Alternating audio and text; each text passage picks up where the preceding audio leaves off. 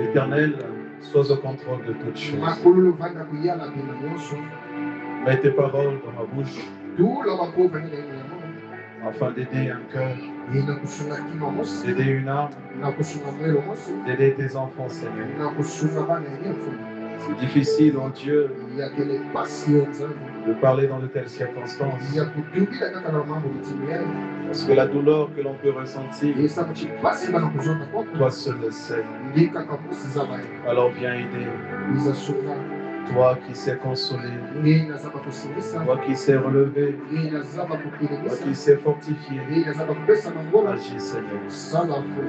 Oh Éternel, que cette exhortation redonne le sourire à quelqu'un. Mémoire du chemin, Seigneur. Au nom de Jésus-Christ. Amen. Que le Seigneur nous bénisse. Nous allons prendre le livre et nous allons lire dans Job au chapitre 1, comme nous l'avions fait la fois dernière. Job chapitre 1, versets 1 et 2.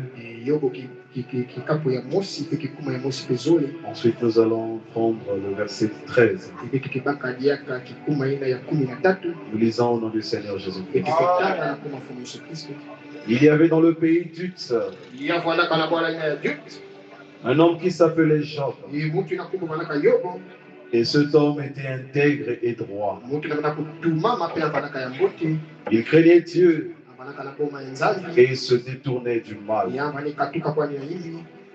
Il lui naquit 7 fils et 3 filles. Verset 13. Un jour que les fils et les filles de Job mangeaient et buvaient du vin dans la maison de leur frère aîné, il arriva auprès de Job un messager qui dit: les bœufs labouraient et les ânesses paissaient à côté d'eux. Des Sabéens se sont jetés dessus, les ont enlevés et ont passé les serviteurs au fil de l'épée. Et je me suis échappé moi seul pour t'en apporter la nouvelle. Amen. On peut s'asseoir.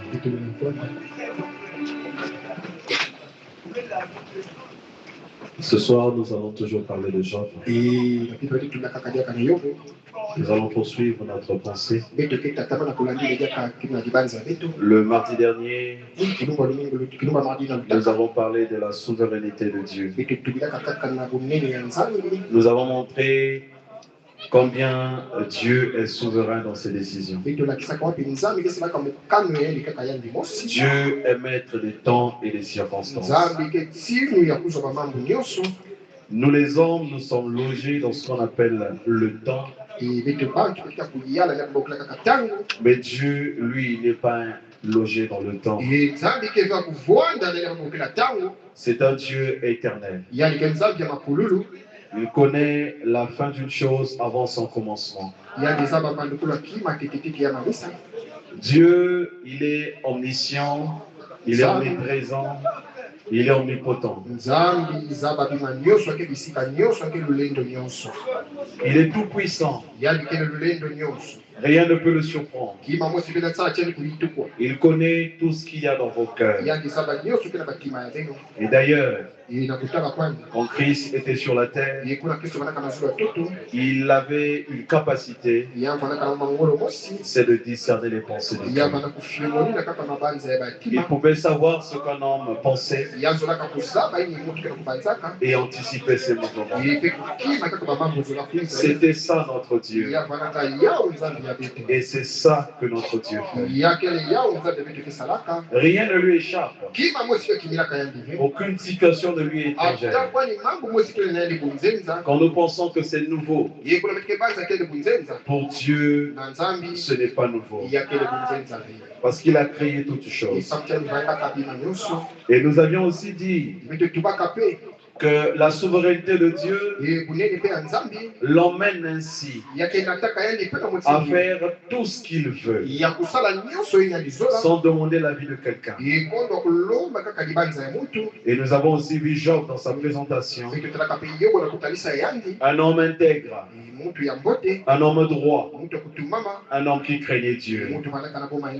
Mais malgré toutes ces caractéristiques qui accompagnaient Job, cela n'a pas empêché Dieu de l'éprouver. Cela n'a pas empêché Job de vivre un calvaire. Job priait. Et d'ailleurs, il était prévenant. Avant que ses enfants ne puissent pécher, il offrait déjà un sacrifice. C'était ça, Job. Un grand conseiller. Et tous les fils de l'Orient allaient vers lui pour demander conseil. Et Dieu a dit à Satan ce jour-là, as-tu vu mon serviteur Job? Il n'y a personne sur la terre comme lui. Voilà le commentaire de Dieu sur Job. Un homme différent. Un homme spécial. Amen. Mais malgré tout ce que Job a vécu, nous avons compris que rien ne peut nous arriver tant que Dieu ne le permette. Et la Bible dit, un malheur ne peut pas arriver dans la ville sans que l'Éternel ne le permette. Alléluia. Donc Dieu connaît toutes choses. La situation par laquelle tu passes, il le connaît. Il le sait très bien. Mais il est obligé de garder sa position pour voir comment tu réagiras face à la circonstance. Il est un bon père. Il n'est pas ce genre de père qui vient tout le temps cajoler son enfant quand il a un problème. Au moindre cri, il vient. Non. Quelquefois, il reste à côté. Il te regarde. Il te laisse pleurer. Il te laisse gémir. Et il veut voir la décision que tu prendras. C'est ça Dieu.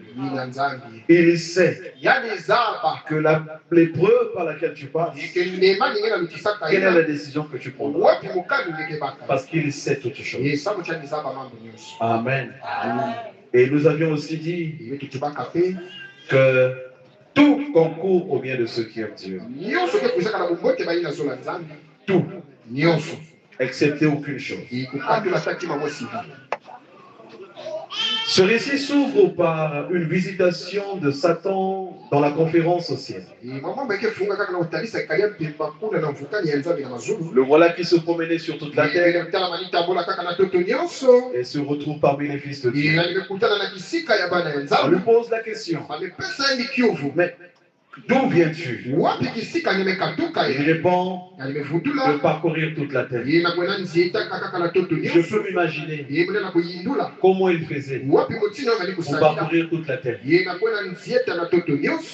Amen.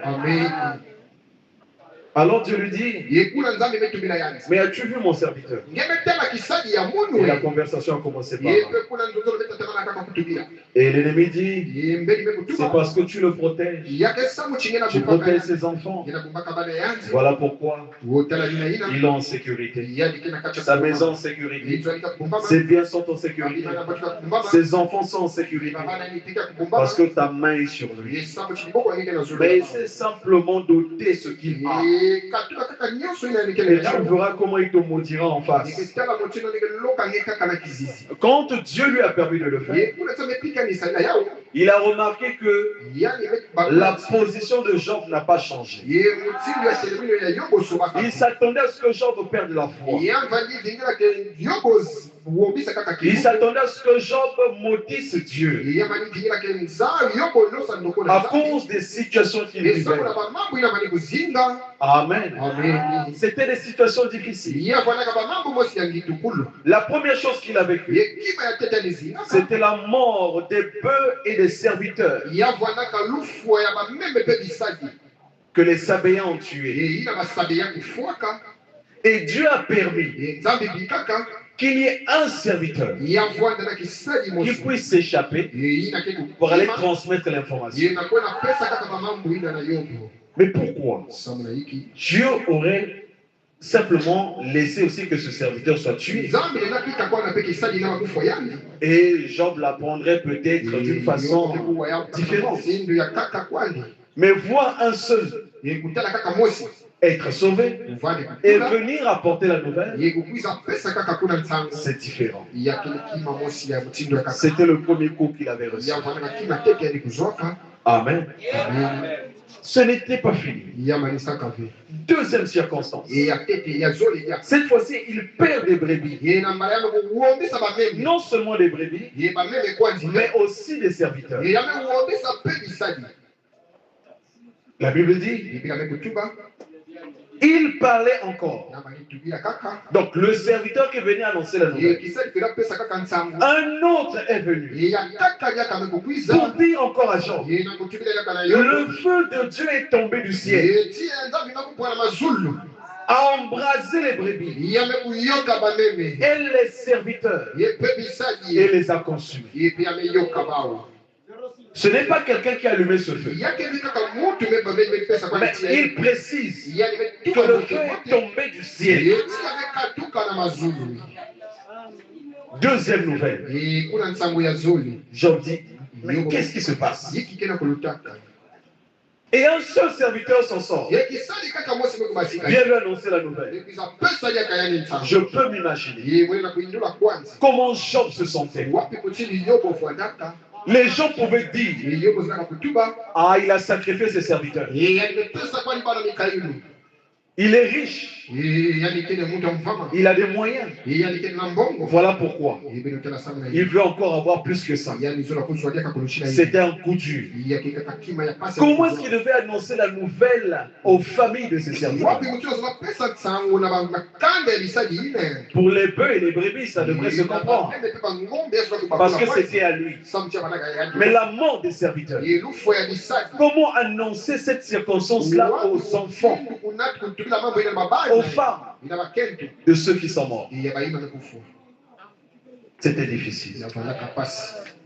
Ce n'est pas fini. La Bible dit, il parlait encore. Un autre est encore venu. Des Chaldéens formés en 3 bandes se sont jetés sur les chameaux, les ont enlevés et ont passé les serviteurs au fil de l'épée. Donc un autre peuple vient encore, vient tuer les chameaux, vient tuer les serviteurs. Donc l'entreprise de Job était en train de chuter. Donc plusieurs problèmes lui tombaient sur la tête. Et la Bible dit, le serviteur dit que je me suis échappé seul pour t'en apporter la nouvelle. Que des mauvaises nouvelles. Ce n'est pas fini. Il parlait encore. Lorsque notre va est dit, tes fils et tes filles mangeaient et buvaient dans la maison de leur frère aîné. Et voici un grand vent est venu de l'autre côté du désert et a frappé contre les 4 coins de la maison. Elle s'est écroulée sur les jeunes gens et ils sont morts. Et je me suis échappé moi seul. Pour chaque situation, un serviteur s'échappait pour aller donner la nouvelle. Un témoin pour chaque situation. le cœur de Job. Je peux m'imaginer ce qu'il ressentait. Surtout quand il a entendu la mort de ses enfants. Il est certainement tombé. Et la Bible dit, alors Job se leva. Quand il a pris la mort des bœufs, des chameaux, des brebis et des serviteurs, il ne s'était pas levé. Mais là, quand il a entendu la mort de ses enfants, il se leva, déchira son manteau et se rasa la tête. Puis se jetant par terre, il se prosterna. Amen. Amen. Remarquez une chose.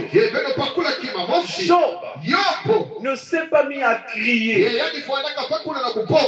ne s'est pas mis à proférer des paroles contre l'Éternel. Mais le réflexe qu'il avait, il a déchiré ses vêtements. C'est quoi? Dans l'Ancien Testament, quand un roi déchirait ses vêtements, ou une personne déchirait ses vêtements, c'était un signe d'humiliation, d'abandon. Amen.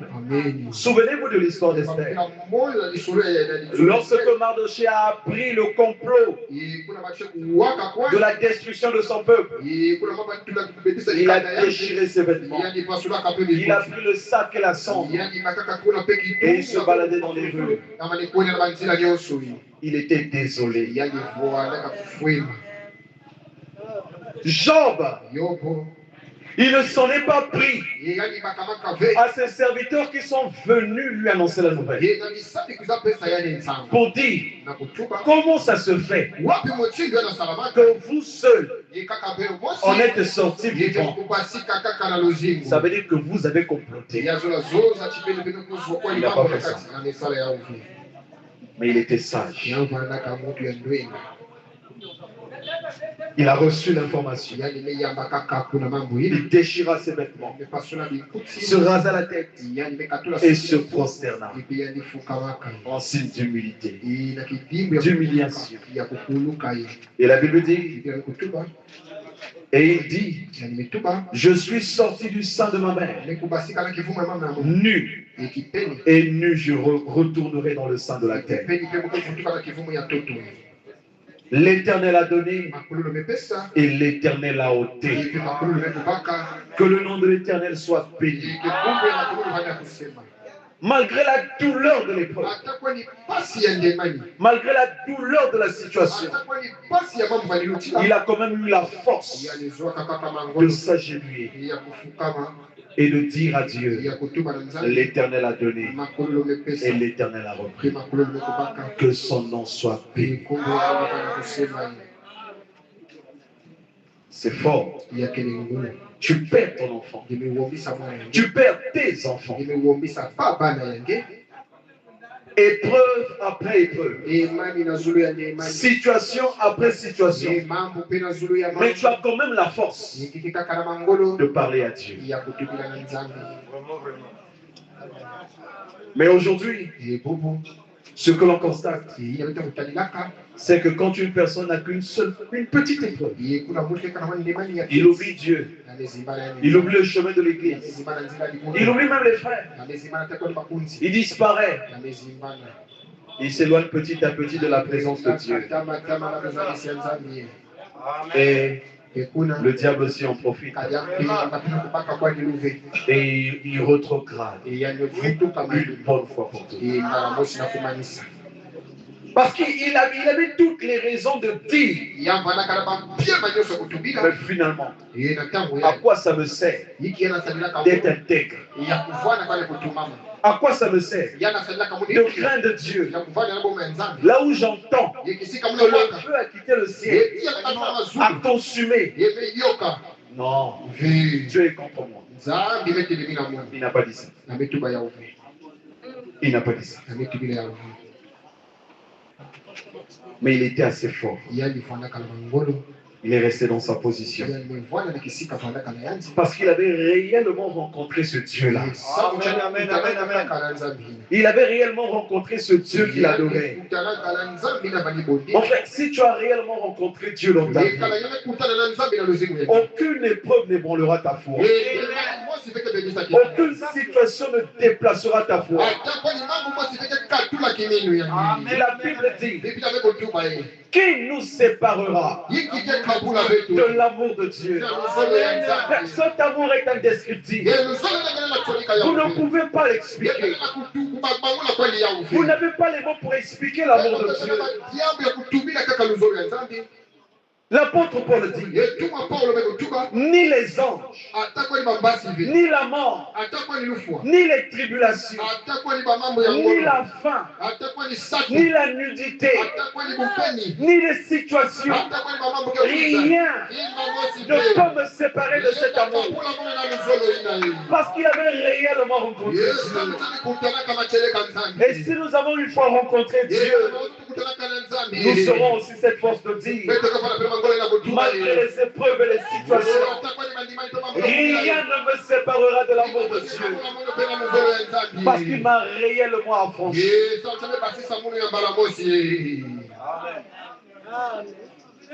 Job, tu as perdu tes enfants.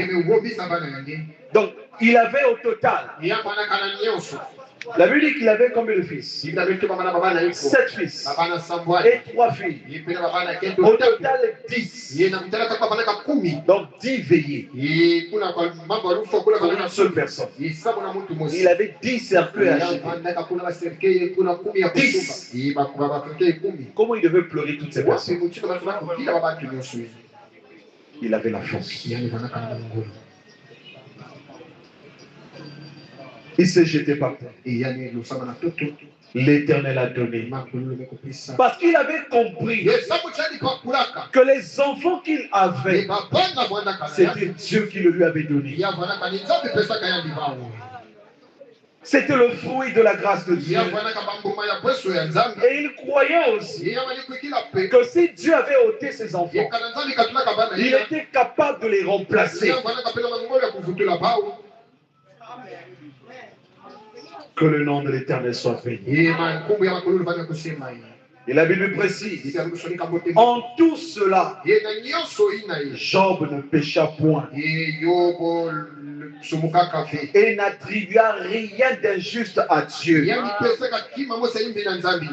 Rien que sur ce fait, nous avons beaucoup de fautifs au milieu de nous. Rien que pour ça, beaucoup ont mordu la poussière. Beaucoup seront disqualifiés.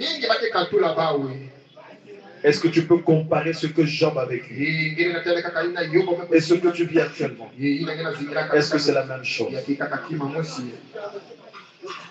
Mais dans tout cela, c'est Dieu qui était au centre de tout. Il n'a pas expliqué à Job. Il ne lui a pas donné des raisons. Il y a des circonstances où Dieu n'a pas besoin de te dire pourquoi.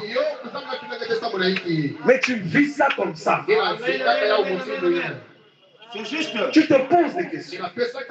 Mais pourquoi ça? Pourquoi ça? Il restera silencieux. Il ne te dira rien. Et le ciel ne va pas tomber. Parce qu'il est souverain. Vraiment. Job, il ne pécha pas. L'Éternel a donné. L'Éternel a donné. Que le nom de l'Éternel soit béni. Certainement que ces serviteurs, ceux qui étaient vivants, ils ont pu dire: quel est ce temps qui a cette force? Au lieu que nous puissions le consoler, c'est lui qui nous console. Amen. Et ce n'est pas fini. Job n'était pas au bout de ses épreuves. Vous comprenez cela? Alors, il s'est passé une autre chose. Là, nous sommes dans Job chapitre 2. À partir du verset 1. Nous voyons là une deuxième assemblée des fils de Dieu. La Bible dit, or les fils de Dieu vinrent un jour se présenter devant l'Éternel. Et Satan vint aussi au milieu d'eux. Il est toujours là. Toujours là. Prêt à s'aimer le trouble, à s'aimer la discorde, prêt à agir. Il est venu se présenter pour obtenir des autorisations. Amen. Amen. L'Éternel dit à Satan, mais d'où viens-tu? Et Satan répondit à l'Éternel, de parcourir la terre. Même réponse. Et de m'y promener. Toujours en train de se promener. Il n'a rien à faire, si ce n'est que de se promener. L'Éternel dit à Satan, as-tu remarqué mon serviteur Job? Il n'y a personne comme lui sur la terre. Parce que quand Dieu le disait sur Job, il savait ce qu'il disait. Il connaissait parfaitement Job. Et Dieu ne peut pas défendre votre cause s'il ne sait pas de quoi vous êtes capable. Dieu ne peut pas vous appeler fils de Dieu si demain il va vous perdre. Ce n'est pas la façon de faire de Dieu. Amen. Dieu dit, c'est un homme intègre et droit. Après la perte de ses bœufs, de ses chameaux, de ses brebis, Dieu rappelle cela à l'ennemi. Et tu as vu, c'est un homme intègre. Il demeure ferme dans son intégrité. Et toi, Satan, tu m'excites à le perdre. Sans motif. Parce que c'est ça l'objectif de l'ennemi. Il veut que Dieu nous perde. Mais Dieu veut nous gagner. Il veut nous préserver. C'est pourquoi il est toujours là autour de nous. Dites, mais tu ne peux pas me demander des accès pour que tu puisses persécuter Job. Pourquoi voudrais-tu que je le perde? Alors Satan donne une autre raison. Il dit, mais étends ta main, touche. Non, il dit, et Satan répondit à l'Éternel, peau pour peau. Tout ce que possède un homme, il le donne pour sa vie. Mais étends ta main, touche à ses os et à sa chair, et je suis sûr qu'il te maudisse en face. L'Éternel dit à Satan, voici, je te le livre, puisque tu es têtu. Je te dis que Job est intègre. Je te dis que Job est fidèle. Pourquoi tu persistes? Bon, vas-y. Il a obtenu l'autorisation. Mais Dieu lui dit seulement, et par les avis. Il a mis un sceau. Fais tout ce que tu veux dans la vie de Job, mais épargne sa vie. Donc il n'avait pas le droit de le tuer. Même Satan devait obéir parce qu'il est une créature de Dieu. Alors, Satan se retira de devant la face de l'Éternel. Puis il alla, il frappa Job d'un ulcère malin, depuis la plante du pied jusqu'au sommet de la tête. Il a frappé fort. Job était déjà en difficulté, mais il vient encore. Il lui frappe d'une forte maladie, au point où Job ne pouvait plus marcher normalement. Il l'a immobilisé. Il l'a terré là. L'immobilisé, terré, pas beaucoup. Ah, c'est comme ça. Amen. Il l'a laissé là. Pour ne pas qu'il puisse encore faire ce qu'il faisait pour lui. Et c'est ce que Satan veut. Que vous soyez inactifs pour Dieu. Quand l'occasion lui est permis, il vous immobilisera. Mais soyez certains, Dieu est à vos côtés. L'usure était tellement violent. Job prit un tesson pour se gratter et il s'assit sur la sonde. Vous vous imaginez un homme riche, un homme plein de grâce, de faveur divine. Le voilà qui se retrouve dépouillé, avec des enfants enterrés, et lui-même encore malade, pas la possibilité d'agir.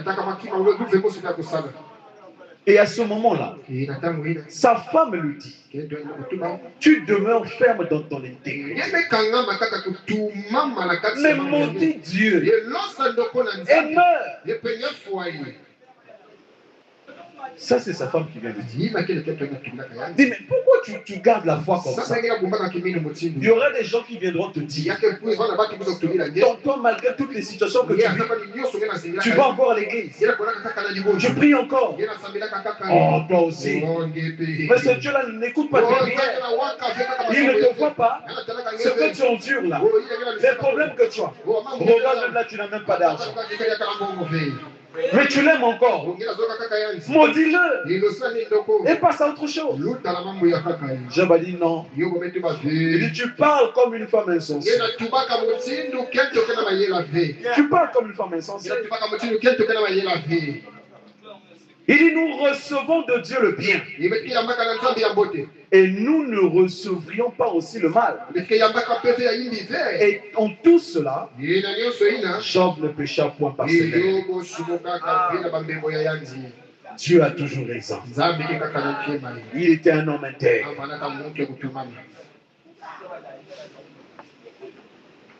Amen. Ce n'est pas fini. Voici que les amis de Job arrivent. Ces trois amis, Eliphaz, Bildad et Tsophar. Et plus tard intervient Elihu. Amen. C'était quoi leur argument contre Job? Ils pensaient que Job, que toute la souffrance qu'endurait Job était la conséquence directe d'un péché.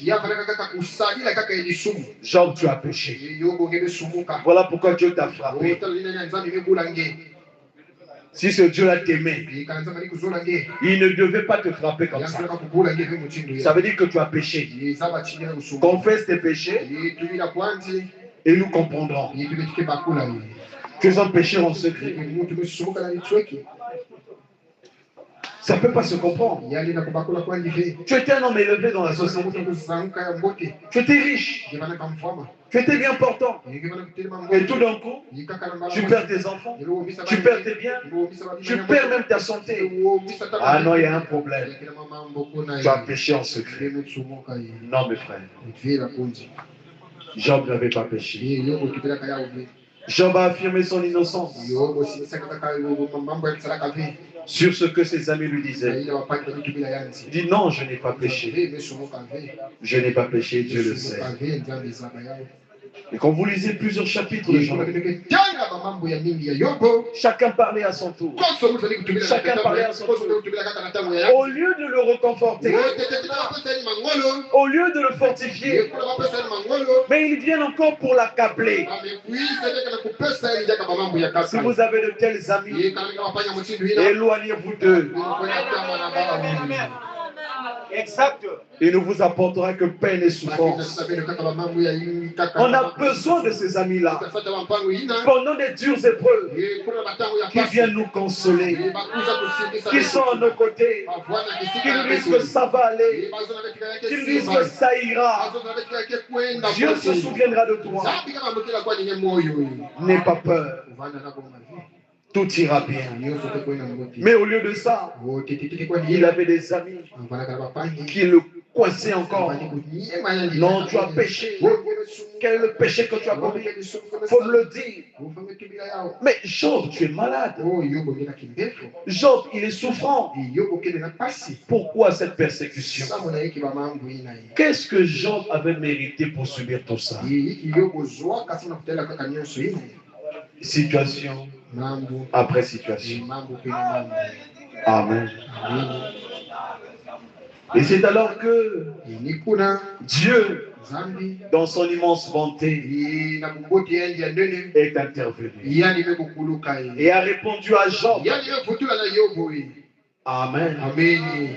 Mais Dieu n'a pas expliqué les raisons pour lesquelles il a fait passer Job. Mais il voulait enseigner à Job quelque chose. Amen. Amen. Au lieu de lui expliquer aussi, Dieu vient dire à Job, à la place, il vient lui poser une série de questions. Mais où étais-tu lors de la création du monde? Peux-tu contrôler les étoiles? Peux-tu commander à la mer? Comprends-tu tous les mystères de la création? Je voulais lui montrer que la sagesse humaine ne pouvait pas s'égaler à la sagesse de Dieu. Dieu savait où est-ce qu'il emmenait Job. Il savait là où est-ce qu'il conduisait Job. Alors Job a compris qu'il fallait simplement se soumettre à Dieu. Parce que Dieu savait où est-ce qu'il emmenait. Face à la grandeur de Dieu, Job a répondu. Mon oreille avait entendu parler de toi. Mais maintenant, mon œil t'a vu. J'avais autrefois entendu parler de toi. Mais maintenant j'ai vu que ta sagesse est grande, que ta bonté est grande. Amen. Et c'est après cette épreuve que Dieu a décidé de restaurer Job. Amen. Et Dieu a dit à Job que ses amis s'étaient mal comportés contre lui. Alors regardez ce que Dieu fait. Il a demandé à Job de prendre encore position. Amen. Et de pouvoir ramener ses amis à l'ordre. Il a demandé à Job de prier pour ses amis.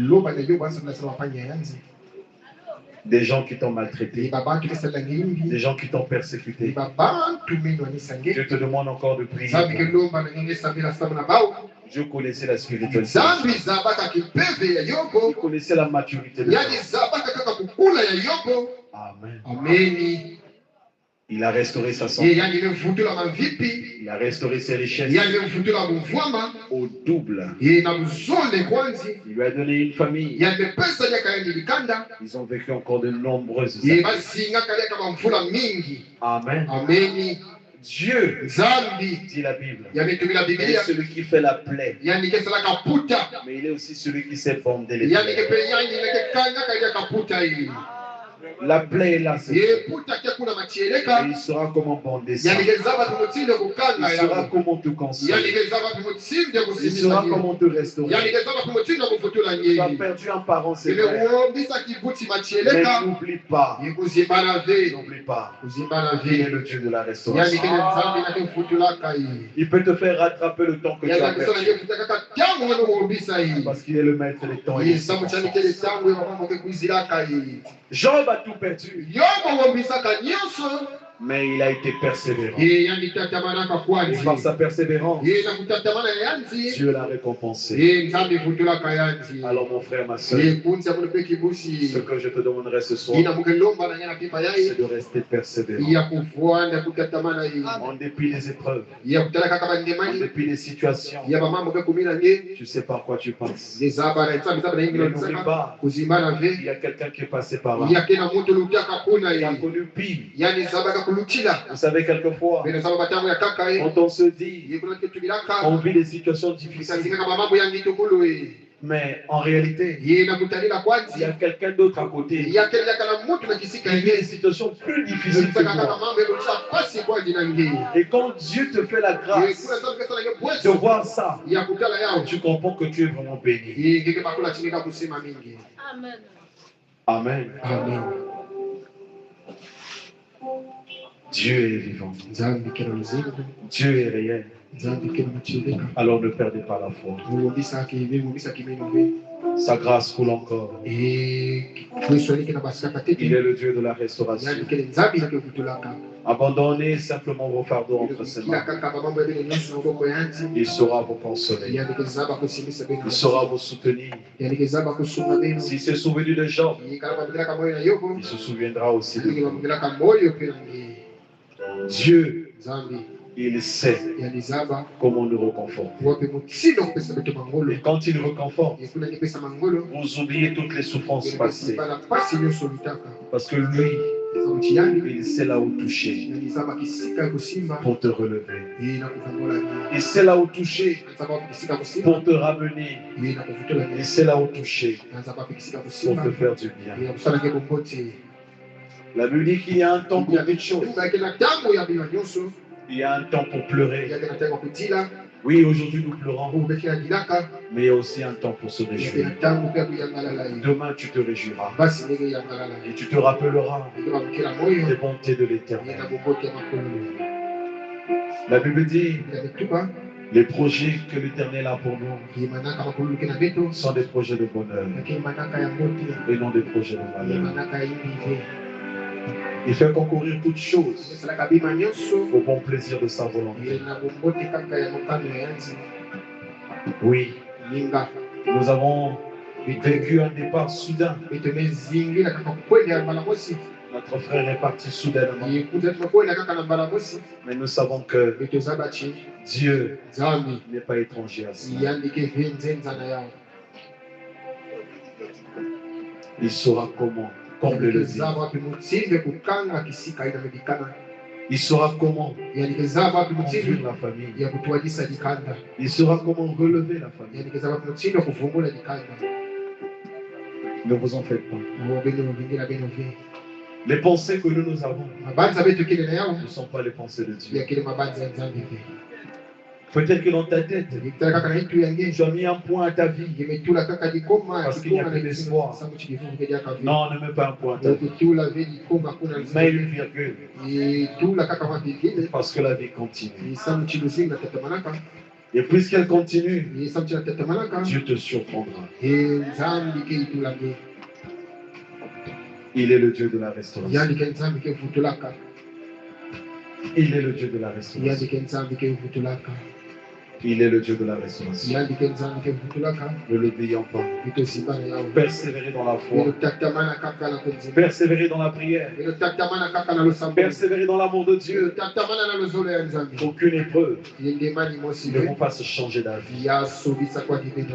Aucune épreuve ne fasse changer votre foi. Restez attaché au Seigneur. Et il se souviendra de vous. Shalom. Okay, Dieu.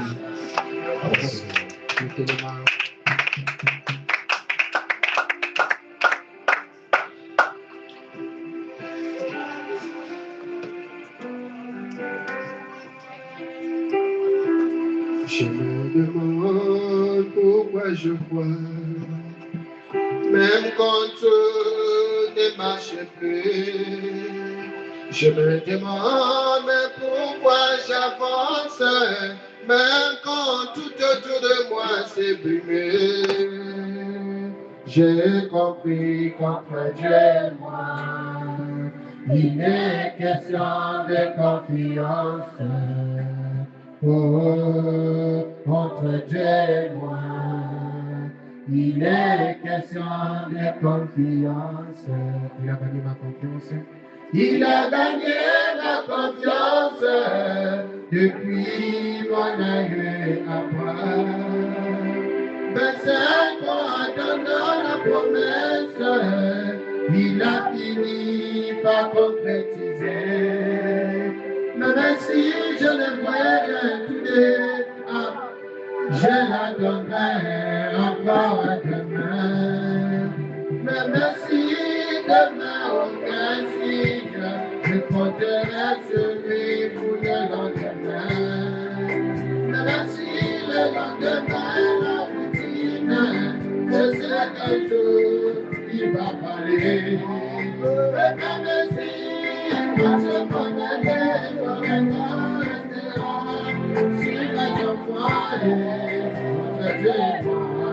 votre Dieu, il est question de confiance. Votre Dieu, il est question de confiance. Il a gagné ma confiance, depuis mon année d'avril. Je